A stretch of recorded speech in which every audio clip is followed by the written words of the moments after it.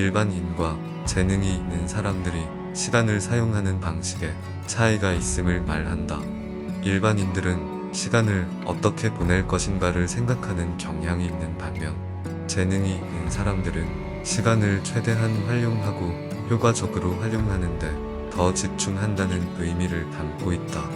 이 뜻은 시간은 현명하게 사용되어야 하는 귀중한 자원이라는 것이다.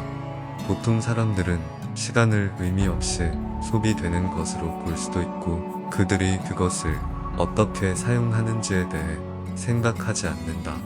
그들은 의미가 없거나 생산적이지 않은 활동에 참여할 수도 있고, 목표를 달성하는데 집중하지 않을 수도 있다.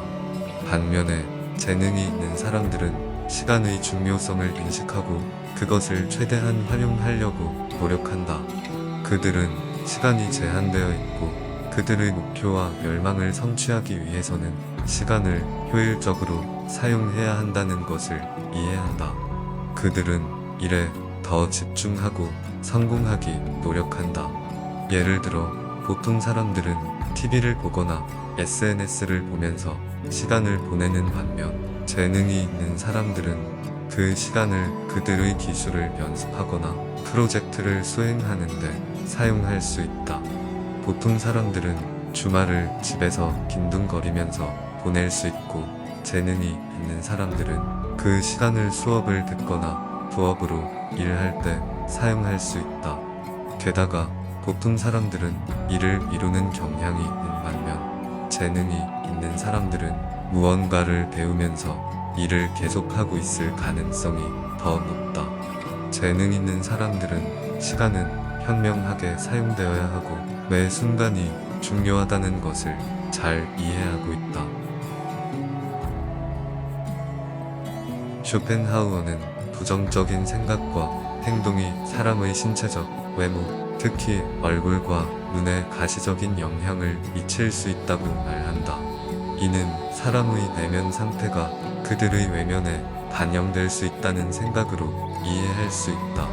눈은 영혼의 창으로 언급되며 특히 사람의 내면 상태를 표현할 수 있다.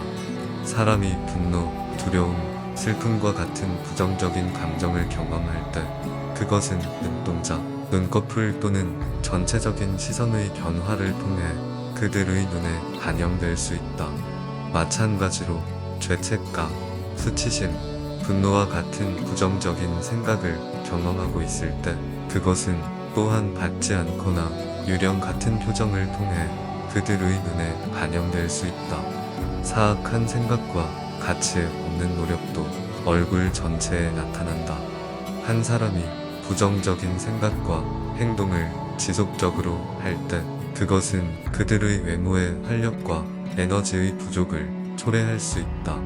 시간이 지남에 따라 이것은 주름, 칙칙한 피부, 그리고 피곤한 표정의 형태로 나타날 수 있다.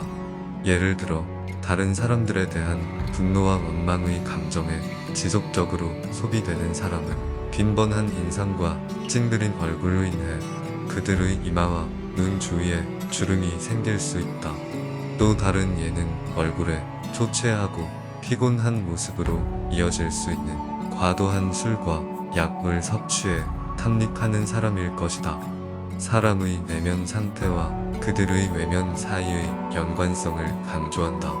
부정적인 생각과 행동은 시간이 지남에 따라 사람의 얼굴과 눈에 가시적인 영향을 미칠 수 있으며, 이는 활력 부족과 부정적인 내면 상태를 반영한다. 건강하고 젊은 외모를 유지하기 위해서는 개인이 이러한 연관성을 인식하고 긍정적인 내적 상태를 위해 노력하는 것이 중요하다.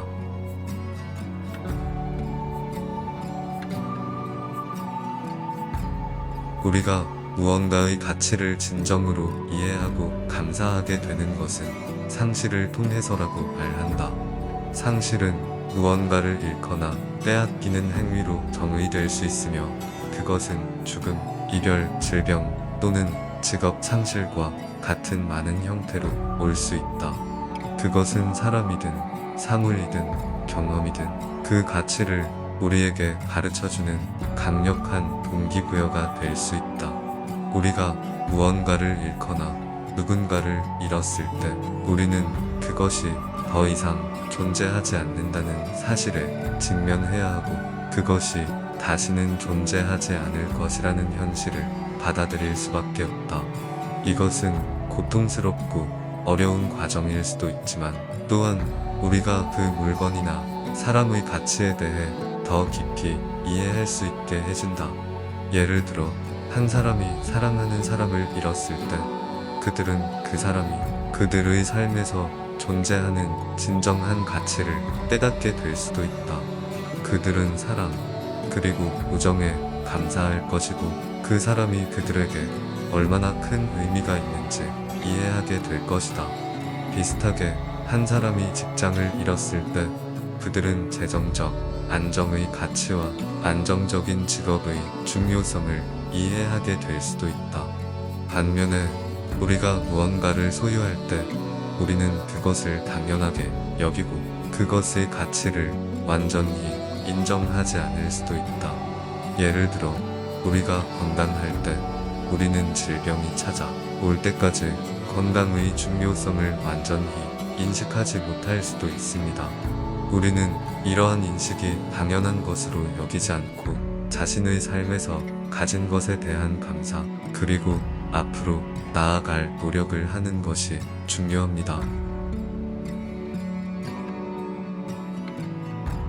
새로운 아이디어나 개념이 도입될 때 처음에는 기각되었다가 반대되는 과정을 거쳐 결국에는 명백하거나 자명한 것으로 받아들여진다는 것을 시사한다.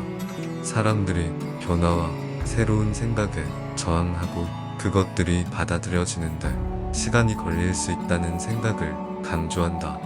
첫 번째 단계인 비웃음은 새로운 아이디어가 처음에 회의와 불신에 부딪힐 때를 의미한다. 사람들은 이러한 생각들을 터무니없거나 불가능한 것으로 보고 조롱하거나 무시할 수도 있다. 예를 들어 갈릴레오가 지구가 태양 주위를 돈다고 제안했을 때 그는 지구가 우주의 중심이라고 확신하는 많은 사람들로부터 조롱을 받았다.